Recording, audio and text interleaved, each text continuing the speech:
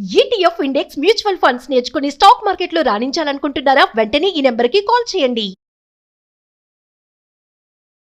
Hi viewers, India's largest digital media network Suman టీవీకి స్వాగతం. ప్రస్తుతం మనతో ఉన్నారండి motivational speaker and language trainer Vijaya Bangaru Amma. Vaishnavi గురించి నిజంగా మాట్లాడాలి అంటేనే మాటలు రావు, బాధనే తన్నుకొస్తూ ఉంటది, దుఃఖము. మనకే ఇలా ఉంది అంటే వాళ్ళ పేరెంట్స్ పరిస్థితి ఇక అసలు వర్ణనాతీతం. ఆ భగవంతుడే వాళ్ళకి శక్తి ఇవ్వాలని కోరుకుంటున్నాం. అయితే కొంతమంది మాత్రం వైష్ణవిది లవ్ మ్యారేజ్, అరేంజ్ మ్యారేజ్ అని కొంతమంది నిజంగా అంటే వాళ్ళ వైష్ణవి తల్లిదండ్రులు కూడా వైష్ణవి భర్తని ఒక కొడుకులాగా చూసుకున్న పాపానికే ఈ రోజు వాళ్ళ బిడ్డ బలి అయింది. ముఖ్యంగా ఒక కన్న తల్లిదండ్రుల ఇంట్లోనే కన్న బిడ్డని కట్టుకున్న మొగుడు చంపాడు అంటే అది ఎంత రక్తం ఉడికిపోయే విషయం. సో వీటన్నిటి గురించి అమ్మని అడిగి తెలుసుకుందాం. అమ్మ నమస్తే. నమస్కారం. నేను అన్నట్లు ఫస్ట్ అమ్మ, కొంతమంది లవ్ మ్యారేజ్ అంటారు, కొంతమంది అరేంజ్డ్ మ్యారేజ్ అంటారు. రెండు అసలు పుట్టింట్లోనే బిడ్డను చంపుకోవడం పక్క రూమ్ లో అంటే అది నిజంగా ఊహించలేకపోతున్నాం. అందరికీ డౌట్ ఏంటి, అరే అంతగా ఒక చిన్న గొడవ జరిగేటప్పుడు బయటకి సౌండ్లు వినిపిస్తూ ఉంటాయి, మరి అంత కిరాతకంగా చంపినప్పుడు వైష్ణవి అరుపులు ఎవరికి వినిపించలేదా? అసలు ఏమైంది? అంటే ఇది ప్రీ ప్లాన్డ్ ఏనండి. ఇది ప్రీ ప్లాన్డ్ గా మీరు అన్నట్టు, అంటే మనం ఒక వర్షన్ ఏమో అదేంటి అరేంజ్డ్ మ్యారేజ్, ఒక వర్షన్ ఏమో ప్రేమ పెళ్లి అంటున్నారు. ఏ పెళ్లి అయినా కూడా అతనికి ఇష్టమయ్యే వెంటపడే చేసుకున్నారు. సో పద్ధతి ప్రకారం వాళ్ళ అమ్మను వాళ్ళ నాన్నగారిని తీసుకొచ్చారు, పెళ్లి చూపులు అయినాయి, అంతా అయిపోయింది. ఫస్ట్ ఆ అమ్మాయి వయసు చాలా చిన్నదండి, 18 సంవత్సరాలు. అమ్మాయి అనింది, నాకు ఇంకా 2 సంవత్సరాల తర్వాత నేను ఆగి పెళ్లి చేసుకుంటాను ఇప్పుడు, ఎందుకంటే తల్లిదండ్రులు ఏం చేస్తారంటే మంచి కదా, మంచి సంబంధం కదా.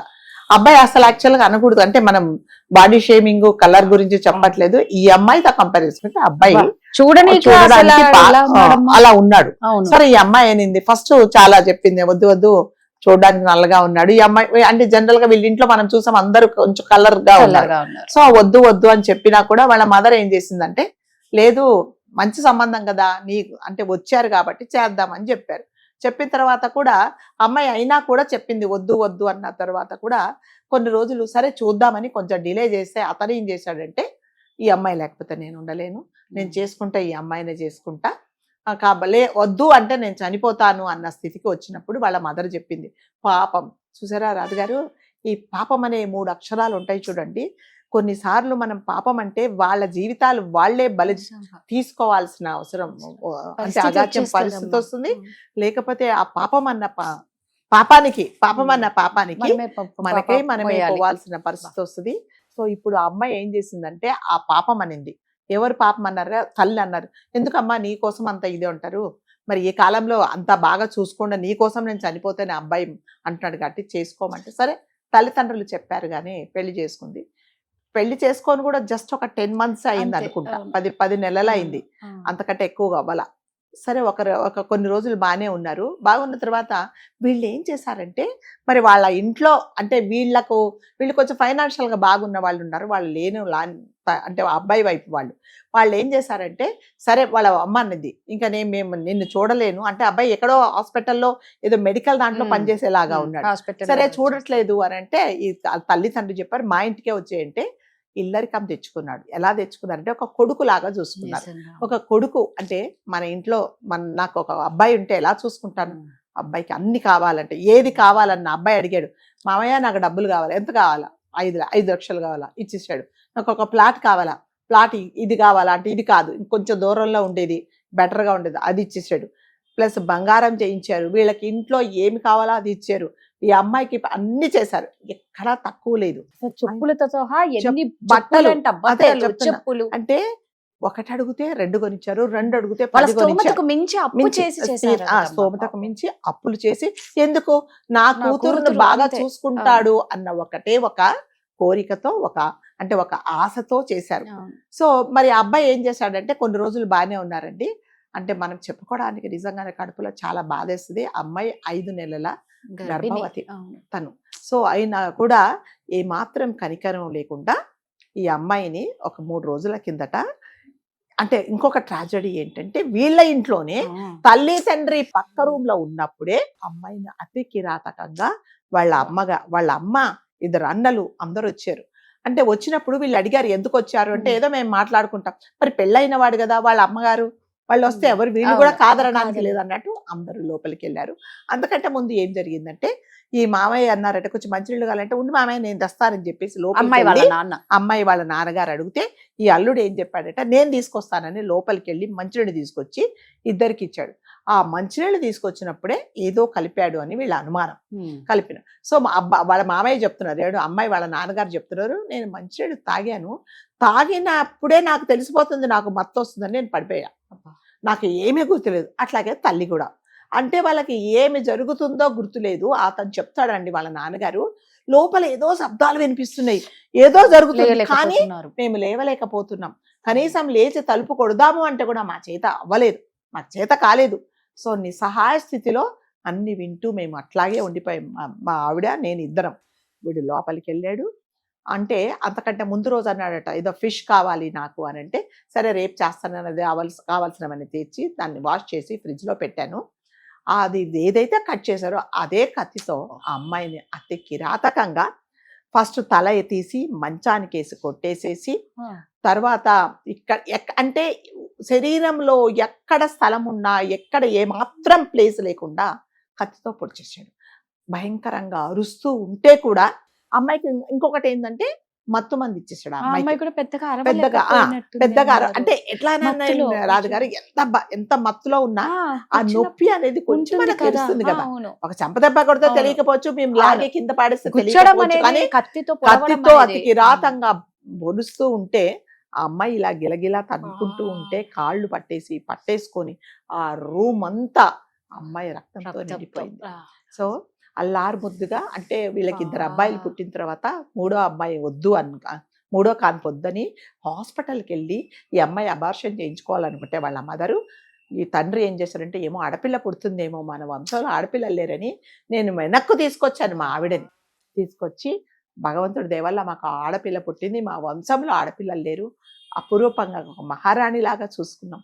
అలాంటిది ఇవాళ మా కళ్ళ ముందే మేము పక్కన ఉండంగానే ఇలా చంపేశాడు అంటే నిజంగా ఆ తల్లిదండ్రుల ఆవేదన ఎవ్వరు తీరవలేదండి. ఇదంతా జరిగిన తర్వాత పోలీసు వాళ్ళు అడిగారట ఈ అమ్మాయిది ఆధార్ కార్డు మరి కేసు ఫైల్ చేసుకోవడానికి. అంటే ఈ తండ్రి ఏం చేశారంటే అమ్మాయి ఎక్కడ ఏం పెట్టుకుంటుందో తెలియదు కదండి, పిల్లలు ఎవరైనా సరే మన పిల్లలు ఎక్కడేం పెడతారో తెలియదు.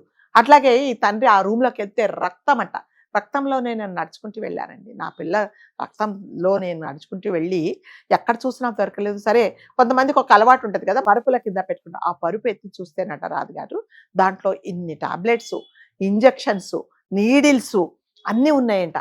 అయ్యే ఇదేంటి ఇన్ని మందులు ఎందుకు వాడుతుంది, ఇన్ని ఇంజెక్షన్లు ఎందుకు ఉన్నాయి అని అతనికి డౌట్ వచ్చిందనమాట. కానీ నేనేం చదువుకోలేదు సార్, నాకు తెలియలేదు. మరి వీడు ఈ ఇంజెక్షన్లు ఎప్పటి నుంచి ఇస్తున్నాడో, ఎన్ని ఇచ్చాడో, అసలు ఈ టాబ్లెట్ ఏంటో కూడా నాకు తెలియదు, కడుపుతో ఉన్న అమ్మాయి మరి ఎందుకు ఇచ్చాడో కూడా మాకు తెలియదని చాలా హృదయ విదారకంగా ఏడుస్తూ చెప్పాడండి. అంటే ఇదంతా ముందు నుంచి ప్లాన్ చేశాడనమాట అతను. ఇంకొకటి ఏంటంటే ఇంజెక్షన్ వేసుకో అని ఎప్పుడైనా ఇచ్చేవాడు. సరే ఏదో పిల్ల కడుపుతో ఉంది కదా మంచి కోసమే ఇస్తున్నాడు అని అనుకున్నారు, కానీ ఇదంతా ప్రీ ప్లాన్డ్గా తను చేశాడు. అదే చెప్తున్నాడు ఇన్ని దొరికాయి మాకు దాంట్లో. సో నేనేం చెప్పలేదు. మళ్ళీ అంటే వాళ్ళందరూ ఈ రూమ్ లాక్ చేసుకున్నారు పోలీస్ వాళ్ళు వస్తే నేను చెప్తాను, అవి కూడా హ్యాండ్ ఓవర్ చేసుకుంటారు వాళ్ళని చెప్పాడండి. సో ఇదేదో ఆవేశంతో చేసింది కాదు, ప్రీ ప్లాన్డ్గా కావాలని ఆ అమ్మాయిని అంటే హింసించి చంపాలని చేయడమే తప్ప ఇంకొకటి కాదు. నిజంగానే ఒకవేళ మన డౌట్ అందరూ ఏమంటారంటే వేరే అమ్మాయి అలా ఉన్నప్పుడు నువ్వు ధైర్యంగా చెప్పేసేయాలి, వదిలేయాల్సి. ఒక మనిషి ప్రాణాలు దట్టు గర్భవతి కదా, నీ వంశానికి ఒక పాపనో బాబునో ఇవ్వాల్సిన అమ్మాయిని నువ్వు అతి కిరాతకంగా చంపావు అంటే అదంతా ప్రీ ప్లాన్డేనండి. ఇది ఏదో అప్పటికప్పుడు ఆవేశంలో చేసింది కదా. దానికి తోడు ఒక తల్లి వీళ్ళ ఎవరు అబ్బాయి వాళ్ళ అమ్మ, ఆమె కూడా ఒక ఆడదే, కడుపుతో ఉన్న అమ్మాయిని అలా చంపడం ఏంటి అనేది కూడా ఆలోచించకుండా అతి కిరాతకంగా చంపేశారండి. వాళ్ళ తండ్రి ఒకటే చెప్తున్నాడు, నన్ను 5 లక్షలు కాదు ఇంకో 10 లక్షలు అడిగినా ఇచ్చేవాడిని, లేదు మీ అమ్మాయితో నాకు సరిపోవట్లేదు, నాకు డబ్బులు ఇవ్వండి నేను వెళ్ళిపోతానంటే 10 కాదు 20 లక్షలు ఇచ్చి పంపించేసేవాడిని. ఒక్క మాట నాకు చెప్పింటే బాగుంటుంది, ఏం గొడవలొద్దు మాకు, సింపుల్గా వెళ్ళిపోయేదాన్ని. సో మంచి వాళ్ళు అంటే మనుషులు పాపం అన్నారు కదా, ఎక్కడ పాపం అనిందంటే అయ్యో చనిపోతాడని పాపం పెళ్లి చేసుకున్న పాపానికి ఈ బిడ్డ బలి కావాలి. చాలా అమ్మాయిని చూస్తే ఇంకా లోకం తెలియని అమ్మాయి లాగా, ఏమీ తెలియదు అమ్మాయికి. అంటే అమ్మాయి చాలా ఓపికగా ఉండింది, కానీ అమ్మాయి ఓపికను పరీక్షించాడు అతను. లాస్ట్కి నిస్సహాయ స్థితిలో అంటే నీవే కావాలి, నువ్వు లేకపోతే నేను మ్మ్. చనిపోతాను అన్న అతను నీ ప్రాణాలు నేను తీస్తున్నాను అన్నప్పుడు ఆ తీసేటప్పుడు ఆ అమ్మాయి నిజంగానే ఆత్మ ఎంత ఘోషించి ఉంటుందో, నిజంగా. ఎంత కొట్టుకొని ఉంటుందో. సో ఈ పరిస్థితి ఎవరికి రాకూడదండి. కాబట్టి మనం చెప్పేది ఏంటంటే, మీకు ఇష్టం లేకపోతే ఎవరైనా అమ్మాయిలు కానీ అబ్బాయిలు కానీ మీకు ఇష్టం లేకపోతే వదిలేయండి. వదిలేయండి. వాళ్ళ కర్మానికి, వాళ్ళ అవును. పాపానికి, వాళ్ళ దారిని వాళ్ళు వదిలేయండి. కానీ ప్రాణాలు తీసే హక్కు ఎవరికీ ఎవరికీ లేదండి. లేదు. మరి ముఖ్యంగా అత్తగారు, ఆమె కూడా ఒక స్త్రీనే. సో ఒక కడుపుతో ఉన్న అమ్మాయిని నువ్వు చంపుతున్నావు, చంపడానికి నువ్వు సహకరించావు అంటే నువ్వు అంటే అంటారు కదా, ఆడవాళ్ళకి ఒక మచ్చ తెచ్చేలాంటి తెచ్చేలా, సంఘటన నిజంగా. అండి. కాబట్టి అందరినీ మనం కోరుకుండేది ఒకటే, మీరు హింస చేసేటప్పుడు, ఒక మనిషిని చంపేటప్పుడు ఆ పరిస్థితుల్లో నా వాళ్ళు ఉండింటే, నేను ఎంత బాధపడతాను, దయచేసి ఒకసారి ఆలోచించుకోవాలి. ఈ అమ్మాయికి జరిగిన అన్యాయానికి ఎవరైతే దీనికి ప్రేరేపించిన వాళ్ళకి, చేసిన వాళ్ళకి కఠినంగా శిక్ష అనేది అందరూ అదే. ఇక అసలు ఉండకూడదని తండ్రి ఒకటే కోరుకుంటున్నారు. డిసైడ్ అయిపోయాడు. ఏం చెప్తున్నాడంటే, మీరేం కోరుకుంటున్నారని అందరు అడిగినప్పుడు నేనేం కోరుకుంటానండి, నా కూతురే పోయింది, నా ప్రాణమైన నా కూతురే పోయింది. సో వాడికి తగిన శిక్ష పడాలి. ఒకవేళ పడకపోతే వాళ్ళు ఎవరైనా రికమెండ్ చేసి అంటారు కదండి, అవును, ఇన్ఫ్లుయెన్స్ అవును, చేసి అవును. వాడిని బయటికి తీసుకొస్తే నేను తల నరికేసి నేను పోలీస్ స్టేషన్కి వెళ్తాను, అంతే, నేనేం కడుపుకొట్టు అంతకంటే ఏం అలాగే చేయను ఉంటది. అని చెప్పాడు. ఉంటుంది కదండి, ఎందుకు తండ్రి అన్న ఉండదమ్మా? తర్వాత కరెక్ట్. అసలు మనకే చూసే వాళ్ళకే కదా, అందరు చూసిన ప్రతి ఒక్కరు చంపేయండి చంపేయండి అని ఎందుకు అంటున్నారు? అంతే కదా మరి. సో కాబట్టి మనం ఏం కోరుకోవాలంటే, అంత కిరాతకంగా అతడు ఒక కడుపుతో ఉన్న అమ్మాయిని చంపాడు కాబట్టి ఎవ్వరు కూడా అతన్ని ఇన్ఫ్లుయెన్స్ చేయకుండా తగిన అవును. శిక్ష పడేలాగా ఉండాలని మనం కోరుకుందాం. ఇంకా థ్యాంక్ యూ.